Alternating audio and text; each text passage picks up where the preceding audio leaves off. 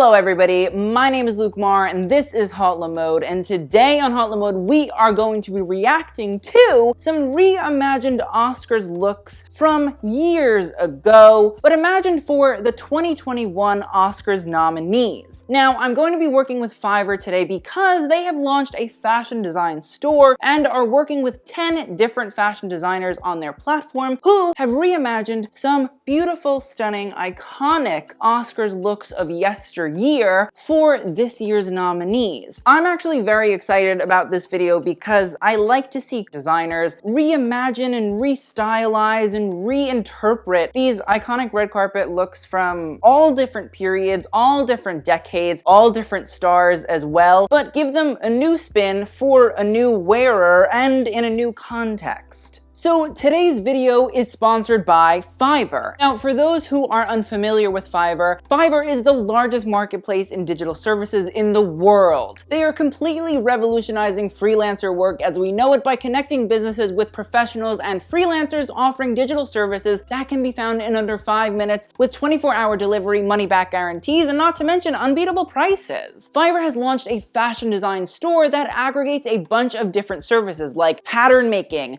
3D garment design, fashion illustrations, and tech packs. There, you could get somebody to make your tech packs. And fashion work is just a small part of Fiverr's many different services. There's also things like SEO marketing and book cover designing. I don't even have a book, but I want somebody on Fiverr to design a book cover for me. I mean, imagine you were starting your own fashion label and needed somebody to design your hang tags, or maybe you're a freelancer who wants to get more work experience by offering your own design services online. Fiverr would be able to fulfill those wants and needs. Now, if you want to see all the different creative, technical, mechanical, calculated services that Fiverr has to offer, click the link in my description box below. And again, we're going to be looking at 10 different designer reinterpretations of the Oscars looks. If there are any designers that you love oh so much, their links will also be in the description box below. And with that, let's jump into the first look. So we're starting off with a bang, and we are looking at Alicia's recreation of Cher's iconic 1986 Bob Mackie set and headpiece, because if you want to talk about headpiece, that was a headpiece. Now, Alicia has redesigned this look for none other than Amanda Seyfried. Now, when you see these looks side by side, they might look a bit different, but at the same time, there are some very interesting elements that coincide between them. Now, if we look at the reimagined look, obviously let's start at the top. There's a feathered headpiece, which is very reminiscent of the headpiece that Cher wore by Bob Mackie. The feathers are definitely less large and in charge, but at the same time, I think Amanda Seyfried is a little bit more demure than Cher herself, so this makes sense. I'm also in love with this little crystal face mask. There are feathers on the shoulder, again, sort of playing into that Cher headpiece, and honestly, it seems like it's trying to sort of take on that cashmere stole aspect of Cher's original look too. The dress fitted in a mermaid style. Amanda Seyfried is definitely not Cher, so I'm not expecting some crazy moment for her. I do like the fact that you have the diamond cutouts at the waist. It's not a belt, and so I'm grateful for that. And also, it plays into the diamond bra top that Cher wore. I think Alicia's own work really shines through in that sequined embroidered panel that goes straight down the front of the dress. I think it's a nice way to reimagine that geometric texture that we were getting before. You can also see the gloves, again, probably plays into the idea of the pandemic. Honestly, seeing more of the simpler details and understanding the fact that it's going on none other than Amanda Seyfried, I've sort of warmed up to the look quite a bit. I think that there are iconic elements definitely incorporated into the look. So honestly,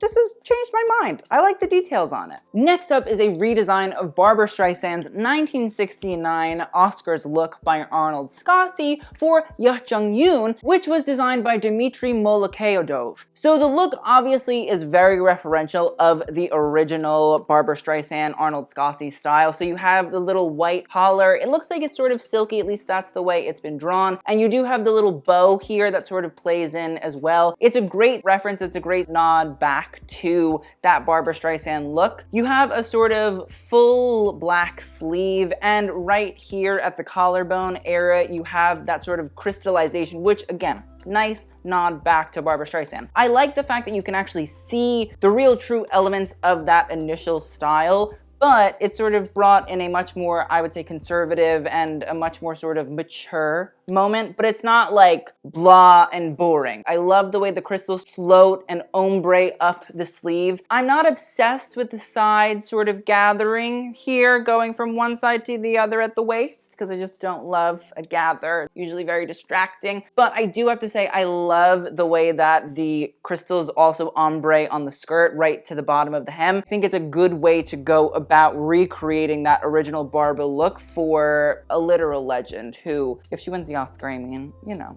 I'm gonna be proud. Next up, we have a Lauren Hutton wearing Halston moment reimagined for Maria Bakalova. Now, this was redesigned by Friedrich Snelting, and honestly, I think it's kind of stunned. If you don't know about Halston, a legendary fashion designer of the American persuasion, honestly beautiful, stunning, amazing. Now, this dress originally was worn by Beverly Johnson, again, legendary, iconic model, and you can sort of see the free flowing sort of 1970s aspect. I'm flowing here to let you know it's really about the flow over at Halston. And you can also see the sort of beauty of the colors. There's that sort of light pink with the orange and the sort of mint green and the darker green. And in reality, like, yeah, it's definitely a lot, but at the same time, I think it's beautiful. I think it's actually quite nice. I like the fact that we're keeping the skirt here going. Maria Bakalova can wear well, not just about anything, but she can pull off most things. There's some Christian Dior moments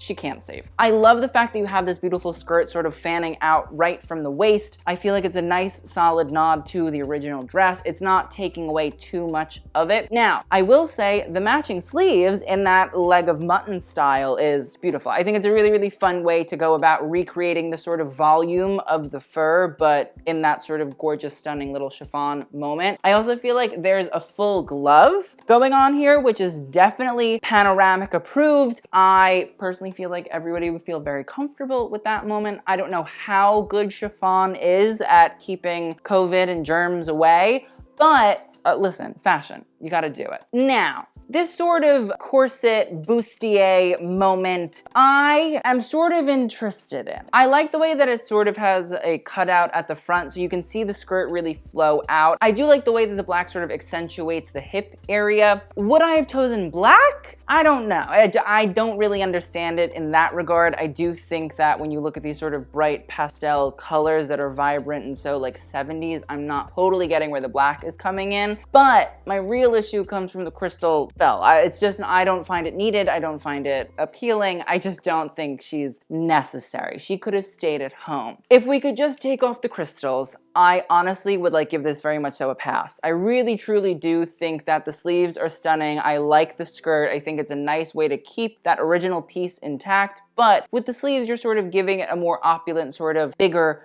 moment. I'm also kind of like interested in the bustier and like it works for me, but the crystals, they gotta go. We gotta get them off. I don't know who's gonna take the tweezers and pluck them off one by one, but it could be me. I have no problem doing it for Maria Bakalova. Overall though, I do think this is actually like a fun way to go about recreating that iconic Halston moment. Also, recreating iconic Halston moments are very much so up my alley, up my sleeve. I'm happy to have it. Thank you. Next up is a redesign of Gwyneth Paltrow's very iconic Ralph Lauren 1999 pink dress that she wore to the Oscars. Now, this is actually going to be a redesign for Andra Day, and it is by Ingrid. Now, at first, I was a little bit concerned about this one, but as I sort of got into Ingrid's explanation of this, I've actually come to really love it. It is, in reality, really a take on a night dress. It's really a take on the sort of iconic pajamas of glamorous starlets of the 1920s and the 1950s, but sort of bringing in that very pink ball gown style that Gwenyth wore. Now, first, let's talk about the color. It's pink and it's in a silk, which in reality, again, we're just going right back to the color of Gwenyth's look. And you may say, Luke, that's a little bit boring, it's a little bit blah. But I do think that you didn't need to add too much in terms of color or embellishments or anything like that. I genuinely think that that bubblegum pink is bright and sort of effervescent enough that you don't need to do all that much to it. But I do think the way that the silhouette was brought around by Ingrid in a more redesigned fashion is very smart. So in reality, this nightgown silhouette is very similar to this strapless ball gown, except you don't really have sleeves on the original style, but the way that this sort of belt, which I don't really usually love, but in this regard, it helps to create that sort of ball gown hourglass shape, so I will allow it. Comes in, is very, very smart. I think it's a great way to nod to that style while also taking it from a ball gown to a totally different garment. You do have these gigantic bell sleeves, which are fully piped with pink feathers, but they're faux, so don't worry. And in reality, I think the way that the nightgown flows out is very, very gorgeous. It's very, very stunning and sort of creates that hourglass shape really, really easily. I think that the sleeves add a sort of opulence, a sort of elegance that in reality Gwenyth's little stole on the original look did add. One of my favorite elements of the look though is she's a vegan. I'm not saying Andre Day, I don't know if she's a vegan, but the look is actually vegan. Now, if you have not heard of Lotus Silk, let me introduce you. Lotus Silk is the most expensive silk, and it is taken from the stems of lotus seeds. Now, it's becoming quite a hot button issue. There's videos about it if you want to learn about it, but I love the idea of like a fully vegan silk. And just because it's vegan doesn't mean that it's not luxury, doesn't mean that it's not high end. In reality, the way that the silk strands are taken from the lotus stems are incredibly time consuming, and artisans do it. I'm pretty positive it's in the Philippines, and there are other places in Southeast Asia that also create the lotus silk. In reality, I think it's a great way to update the original silk sort of fabric and give it more of a 2021 sort of sustainability, climate change aspect. I think it's quite nice. I think it's quite fun. I love the deep plunge of this robe dress, and I like the sort of high slit style as well. I'm sure it's not actually a slit, but it's rather the way that the robe sort of comes together. But at the same time, I've seen Andre Day in some quite fun and definitely risque looks, and I feel like this is right up her alley. I also like the face mask. Listen, I don't know how, again, useful it will be, but at the same time, I think that it adds that Marilyn Monroe, diamonds are a girl's best friend sort of sparkle on Andre's face that I know would be stunning on her. In reality, I was sort of nervous about this look originally, but I think between the shape, I think between the use of fabric that definitely ties into the need to take on things like climate change, and those absolutely opulent sleeves, I love this. I think it's stunning. Thank you, Ingrid. You know not what you do for us. Next up is a take on Jennifer Lopez's 2001 Oscar look, which in reality was a Chanel Haute Couture Spring 2001 runway look. Now, this was redesigned by Melissa Wales for Glenn Close. There definitely is elements of asymmetry in the top. It was really not that necessary, but it's a sort of wrapped silky style. It is sheer, and in reality sort of creates like an asymmetrical style and then a swoop of the fabric around. And then it's met with a sort of high-waisted ball gown skirt in like, I would say this is a greige to me. Melissa sort of recreated the look and definitely gave it more of a streamlined aspect. I actually really like the fact that it's in this sort of shimmery black. It is actually quite, I don't know, concise. It definitely seems more put together than the hodgepodge top and the hodgepodge skirt. I think the aspects of the gray sort of asymmetrical moments flowing off, not my favorite, but it's from the source material. I understand where it's coming from, although I wish it hadn't come from where it was coming from. And at the same time, I like this mesh style underneath. It definitely has really interesting cutouts, whether it's sort of on the shoulder here, whether it cuts out at sort of like the collarbone shoulder aspect here as well. In reality, I think it's a smart way for Melissa to sort of take on that asymmetrical and cutout style and trend that's sort of coming around now. I also think this is quite a smart moment on Melissa's part as well. The hem actually has a sort of metal piping around it, which in reality will allow the shape to sort of keep that big old crinoline style. Where the Jennifer Lopez dress sort of blahly falls to the floor, it seems like Melissa's look, if it was actually coming to real life, would genuinely sort of have this like big old, I don't know, bell shape that would swing and sway and be a little bit more majestic than dragged silk on the floor, which is the original style. Obviously, you can see the mesh sort of gloves come all the way down. Again, that sort of nod to the pandemic, the nod to making sure that you're keeping yourself safe. Again, do I think mesh is necessarily the most surgically safe fabric? I don't know. But I can appreciate creativity where it is. The little armband, I think, is quite smart. Instead of having to carry a bag, you sort of keep it there. It's easy peasy. You don't have to worry about holding things or moving and grooving. And the face mask that Melissa has designed also has a sort of chain, so you won't lose your mask, which I can't say I've lost my mask ever, but I probably have. In reality, I think it's a smart way to go about sort of creating an easy style that definitely is more function than it has to be fashion. I'm not saying that it's bad to have a fashion mask, but this one actually seems like it probably work and stop, you know, the COVID from spreading. This is another look that originally I was sort of like, I don't know about this, but when I look at all of the elements sort of coming together, it seems daring enough for Glenn Close while still sort of keeping that regal and sort of elegant features that we sort of love from her. So I'm not really mad about this one. Next up is a take on Nicole Kidman's Christian Dior Haute Couture dress from the 1997 Oscars. This redesign was done by Merveille de Bassi and it's for Carey Mulligan. Now, Nicole Kidman's dress taps into Orientalism, which was very heavily seen throughout much of John Galliano's Christian Dior era. It's a silk chartreuse dress with a lot of embroidery and a sort of net back detail and chartreuse tassels, which again, it's just like Asian fetishization incarnate. I'm kind of happy that Merveille de Bassi actually took the look in a much more interesting manner. So she is Turkish and in reality brought in a lot of elements of traditional Turkish quilting techniques into this look, which I'm really happy to see. So I love the fact that the chartreuse is kept in the look, but it's no longer the main focus or the only focus. So you can see at the sternum there is a sort of chartreuse block and then it flows into puffier organza sleeves. The netting from the back of the original Dior dress is actually seen on the inner sleeve, which is a nice little nod to the style. Now, Merveille de Bassi didn't exactly want to create a sort of run-of-the-mill style. When it comes to an Oscars look, normally we're used to big gowns or gowns just in general, but this two-piece set is actually a little bit more casual. Now, there are gray elements throughout. You can see it in the bottom of the jacket and in the skirt. And again, you can see the sort of embroidered quilting going on. On the jacket, it's sort of like a diamond pattern. And then on the skirt, it gets into like swirls. There's elements of netting and then sort of beautiful rays that sort of shoot out. Overall, top and skirt wise, I like the idea, but I will say, I think that if we'd kept one quilting sort of style throughout or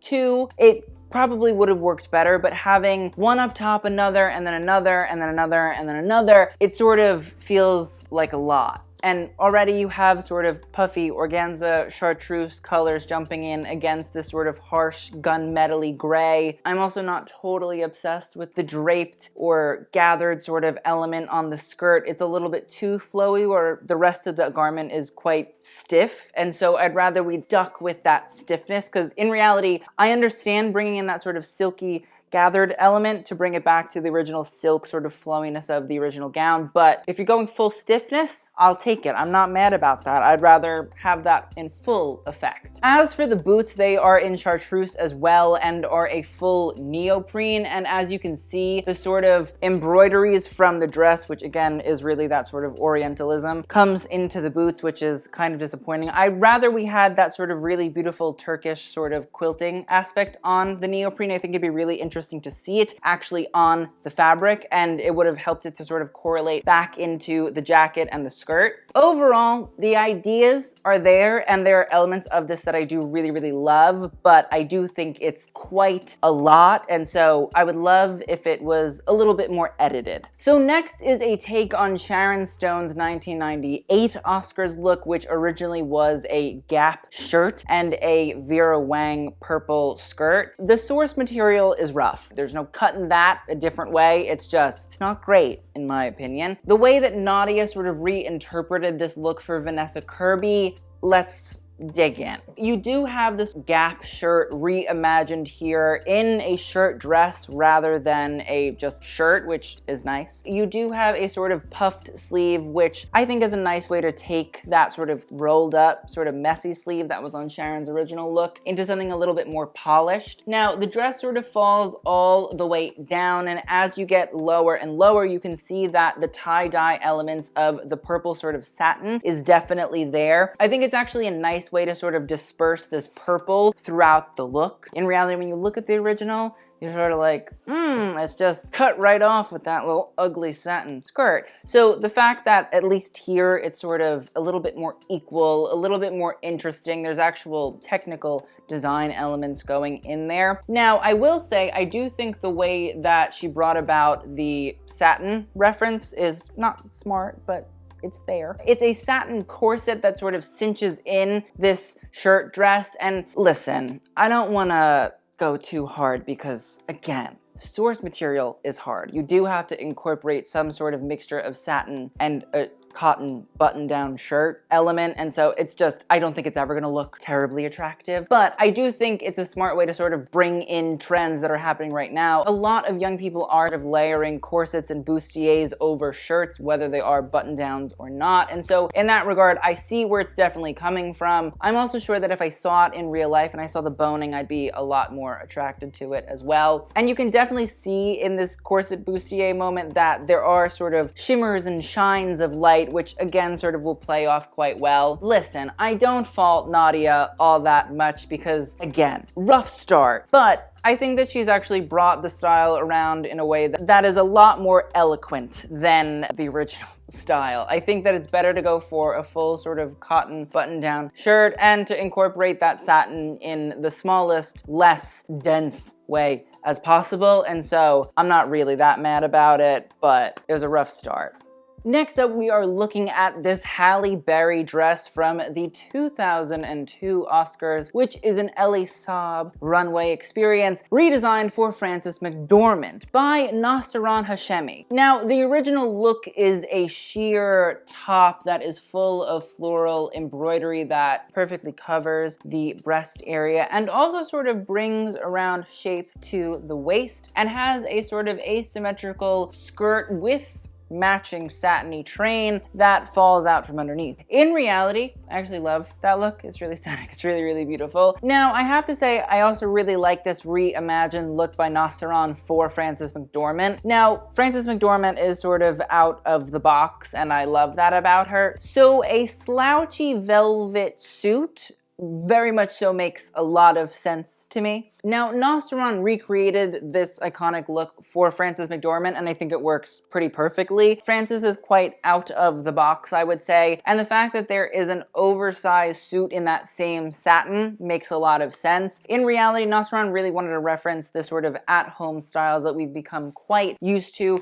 so the oversized aspect of the set is actually quite sensical in my opinion. Now, the iconic sheer top was actually recreated and turned into a hoodie, which is very funny to me. I also think it's something Frances McDormand would actually wear in real life, and I like the idea of like a sheer embroidered hoodie. Like, I would wear that no problem. I would wear that every day, honestly. And I think that, again, it plays into the idea of the sort of stay-at-home clothing that a lot of people have been opting to wear since the pandemic hit. Now, there is a black sort of face mask, face shield that sort of wraps around the shoulder. Definitely different. I'd like to see how it works in real life because she seems a little bit fantastical, but if she worked out, I wouldn't be super duper mad. And I do like the fact that the floral embroidery also works its way onto that as well. Now, I will say the black and floral embroidered glove with hand sanitizer, a little bit campy, a little bit last year or 2 years ago's Met Gala. I don't know the logics of it. It might be like a fun sort of press thing where people are like, I want hand sanitizer from Frances McDormand's gauntlet, but in reality, a little bit much. Overall, I actually have to say, I think garment-wise, I genuinely think this is actually a really, really good look. I like the idea of the satin blazer and the oversized pants. I think it really works. I think it definitely has more of a loungy, pajama-y feel, and I'm sure that you could find a sort of satin that definitely was a little bit more comfortable. And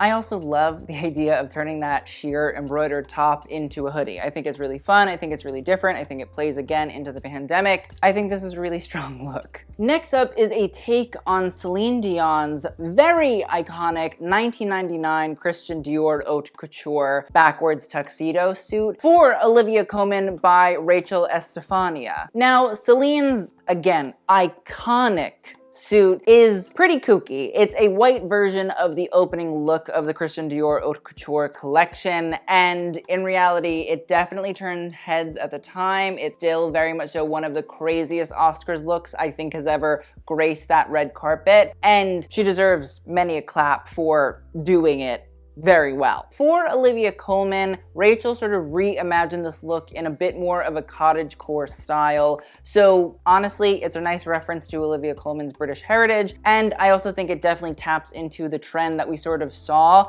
during an early part of the pandemic, the sort of escape to the countryside, wanting to enter nature in a world that felt like we were all very isolated in closed spaces, and if you lived in a city, it was sort of, how do I get out of here sort of vibe. So you can see that the tuxedo set is in a blue, and instead of having like a full sort of sleeve, it's definitely a bell sort of flowy sleeve. There is floral sequins and embroideries, which plays into the sort of idea of cottagecore, people being in nature, surrounded by greenery and flowers, etc., etc. You also have that embroidery and the floral little pieces on the lapels as well, which I think sort of pair in together nicely. I also think that the sort of wide leg pant with a split and again the floral sort of embroidery going on there too sort of ties everything all together. I also think the fact that here it's a lot lighter and a lot less sort of menswear inspired is definitely a bit more fun. When you look at Celine's original look, it's definitely just a backwards men's tuxedo with a wide leg pant, whereas I think here this definitely has more feminine sort of elements. You can see it in that sort of flowy little bell sleeve, the flare sort of pants, the little floral embroidery. It all sort of brings in a much lighter, more caring tone in my opinion. I also think the sheer face mask in blue is quite nice. It's not trying to do absolutely way too much. It just seems like it understands the assignment. I don't know how logistically it's gonna work, but this is fashion.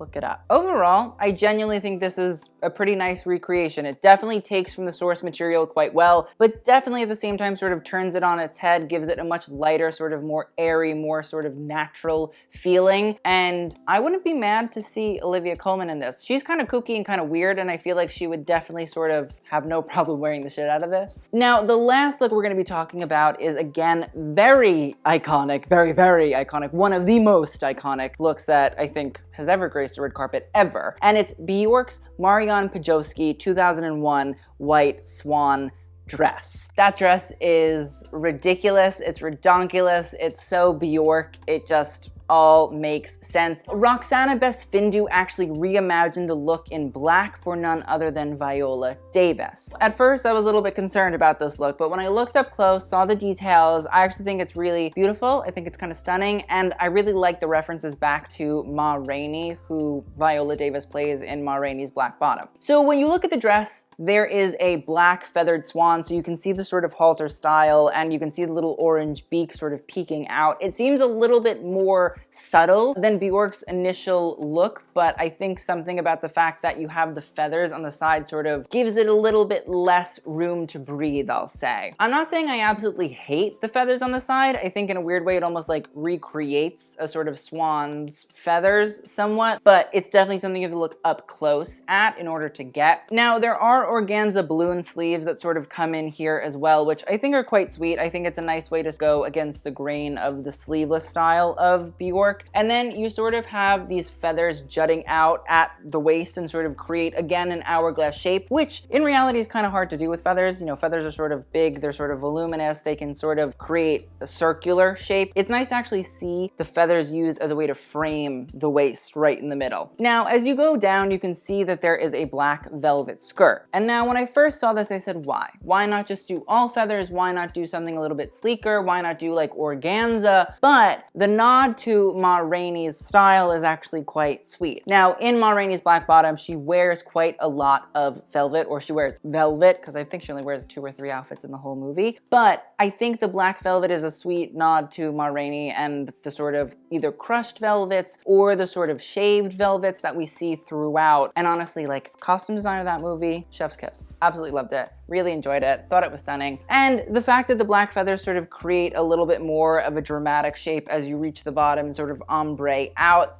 is quite sweet. In reality, when you add the face mask also, which again, logistically probably doesn't make any sense, but you know, my name is not Dr. Mike, so I don't know these things. I will say, I think this is actually quite lovely look. I think it's a great way to reinterpret the dress. I think it adds more of a formal sort of gown feeling without sort of getting too big and bulky and strange and weird. And at the same time, I think the Swan sort of style would be less dramatic, but at the same time taken a little bit more seriously, in my humble opinion. So overall, I actually love this. Kind of obsessed with this, I would say. So I want to shout out 2 of my favorite looks from this experience. I actually had so much fun doing this, and the more and more that I got into reading about the different designers' work and what they created and the sort of thought process that went into it, I've kind of fallen in love with all of them. So if there's anybody that you really want to check out, you can check the link in the description box below, and it will link over to their Fiverr profiles. So definitely go check out some of your favorites. I have to say, fully obsessed with Ingrid's take on that Ralph Lauren Gwyneth Paltrow moment. I love the fact that she thought so much about the fabric, and we're getting this sort of sustainable, beautiful vegan silk that in reality is probably one of the most luxurious textiles in the world. I love the shape of it. I thought it beautifully referenced that, and the sleeves are just dramatic enough that